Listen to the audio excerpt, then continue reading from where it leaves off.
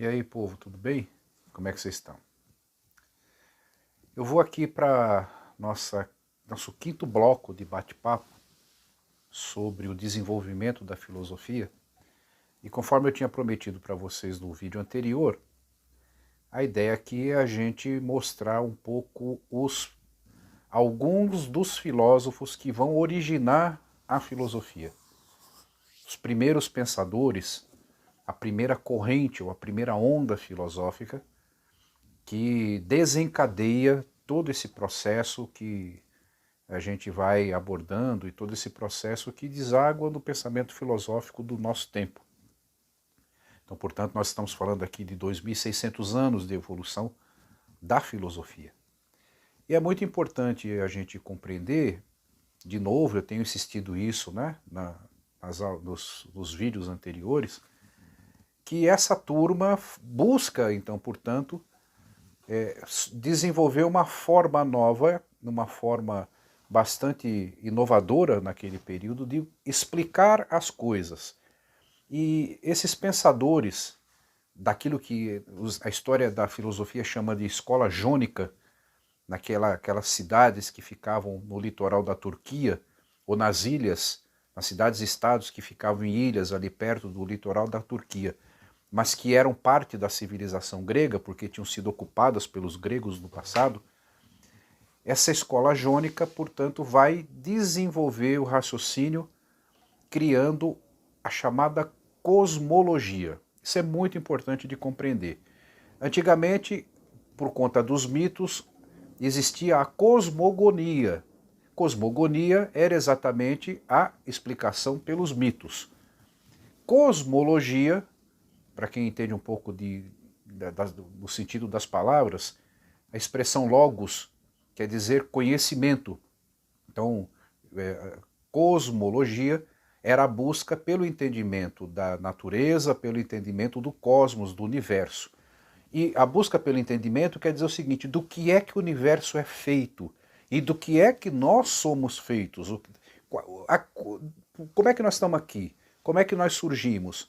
Quais são os elementos fundamentais para a existência do universo, para a existência da natureza e da humanidade?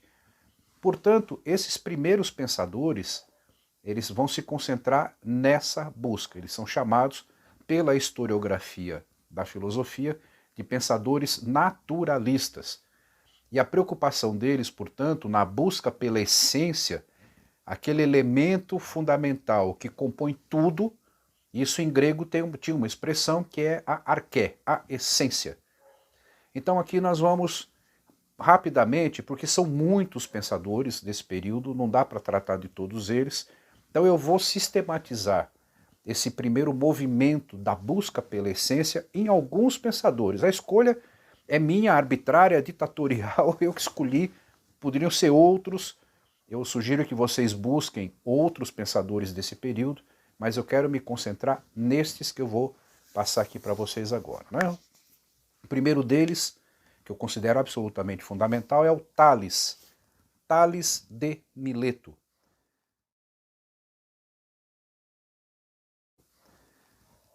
Tales, minha gente, é só considerado o primeiro filósofo.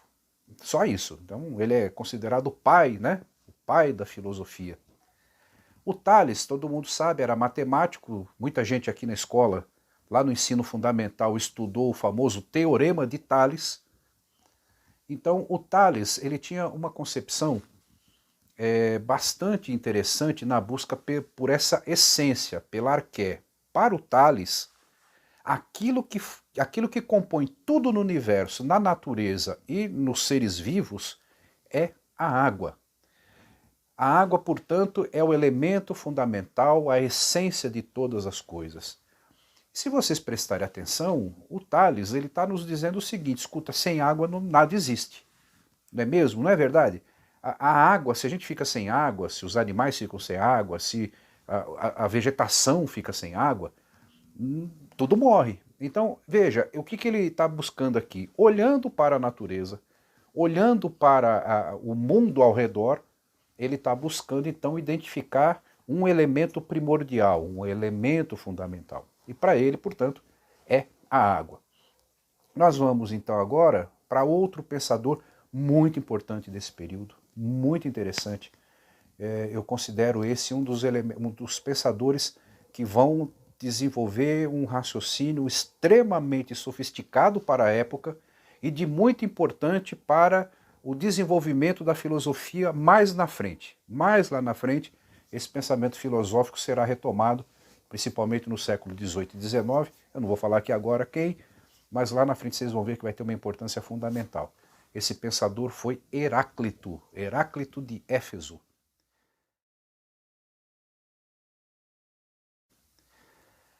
O Heráclito, minha gente, ele partia do pressuposto de que tudo no universo está em movimento.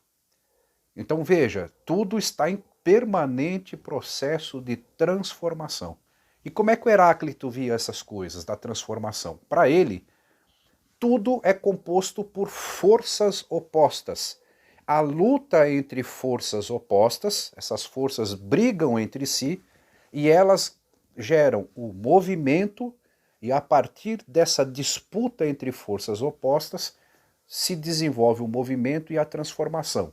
Morte e vida, tudo bem? Morte e vida, saúde e doença. Então, para ele, ele olha para o universo, ele olha para o mundo, ele olha para a sociedade, ele olha para a natureza, e ele vai identificar esse elemento permanente de movimento, transformação. E ele tem uma ideia interessante sobre a essência. A essência para o Heráclito, aquilo que faz parte de tudo é o fogo. O fogo como elemento transformador. Então o fogo de fato transforma as coisas, isso é fato. Então ele vai buscar no fogo esse elemento transformador. Mas a grande contribuição do Heráclito é nessa interpretação de que tudo se move, tudo se movimenta, tudo se transforma. Como diria aquela música do Lulu Santos, né? Tudo muda o tempo todo no mundo. Todo mundo já ouviu essa música. Bom, isso é Heráclito, minha gente. Tudo bem? É assim, filosofia vai avançando e as pessoas vão incorporando determinados pensamentos dos filósofos, né? Outro pensamento, outro elemento fundamental desse processo da busca pela essência das coisas, né? Pela cosmologia, explicação do entendimento do universo. Demócrito de Abdera. O Demócrito partia do pressuposto de que, assim, as coisas, todas as coisas, tudo no universo, é composto por um elemento invisível e indivisível que está presente em tudo, e o Demócrito, então, portanto, cria uma expressão bastante interessante, o átomo.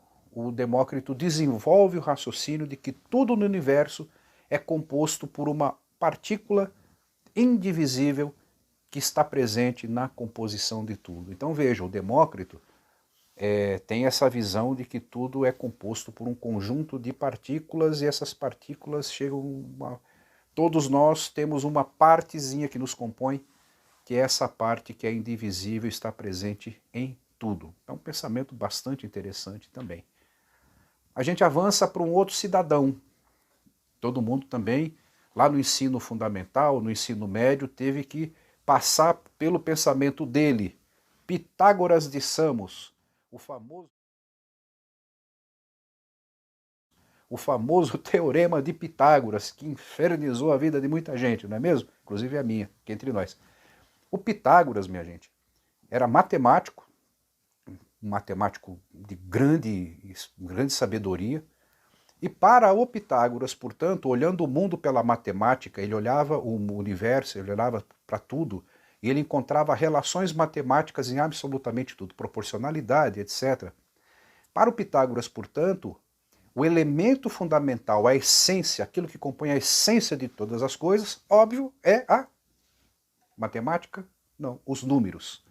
Então, portanto, o Pitágoras vai desenvolver esse raciocínio de que os números são o elemento fundamental que compõe tudo no universo, toda a natureza, toda a vida existente. Números. E por fim, eu quero chegar aqui num pensador que é bastante interessante, pelo seguinte, é o nosso amigo Xenófanes. Xenófanes. O Xenófanes, ele tinha uma visão bastante diferente da maioria dos gregos do seu tempo. Os gregos do tempo dele eram politeístas, acreditavam em vários deuses.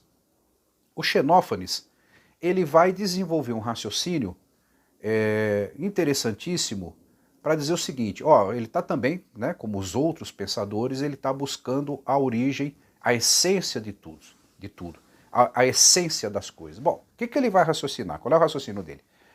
Ele vai dizer o seguinte, olha, nada disso aí, deuses, ele desprezava a mitologia grega, ele desprezava o politeísmo, e ele dizia assim, tudo é originado pelo por uma única força que deu origem a tudo. E ele era absolutamente direto ao dizer que esta única força que deu origem a tudo, o era Deus. Portanto, o Xenófanes, na busca dele pela explicação, ele chega a Deus, uma força única que origina tudo. Nós estamos falando de pensadores que vão se desenvolver, que vão olhar o mundo 500 anos, 600 anos antes de Cristo, e num período em que a Bíblia hebraica ainda estava sendo desenvolvida segundo os relatos históricos. Então lá na Grécia tem esse Xenófanes que vai apresentar este elemento de que, na verdade, existe uma força criadora, uma força essencial, ou que seria, no caso dele, Deus, em contraposição à cultura grega típica que acreditava em vários deuses. Então, nesse bate-papo aqui, gente, o que eu estou buscando mostrar? Que nesse momento da história da Grécia, quando se busca essa essência da natureza, a essência da vida, esses pensadores, portanto, eles vão fazer um rompimento com o pensamento antigo deles, um rompimento com a mitologia, e abrem portas para o desenvolvimento da filosofia e para o desenvolvimento de outras correntes filosóficas. Esse período que a gente chama de pré-socrático tem muitos outros pensadores, muitos outros. E para cada um desses que eu falei para vocês, eles pensaram sobre outras coisas também. Mas é óbvio que aqui é um bate-papo, não dá para a gente abordar tudo, não dá para a gente ter muitos desdobramentos. Eu gostaria, portanto, que vocês compreendessem isso e que a ideia aqui desse bate-papo é mostrar que nesta fase foi muito importante que esses pensadores começassem a pensar para além dos mitos, observando a natureza, observando o universo, buscando entender a composição das coisas, sem uma explicação fácil, sem aquelas explicações já preparadas, já prontas, como elas estavam nos mitos antigos, tá bom?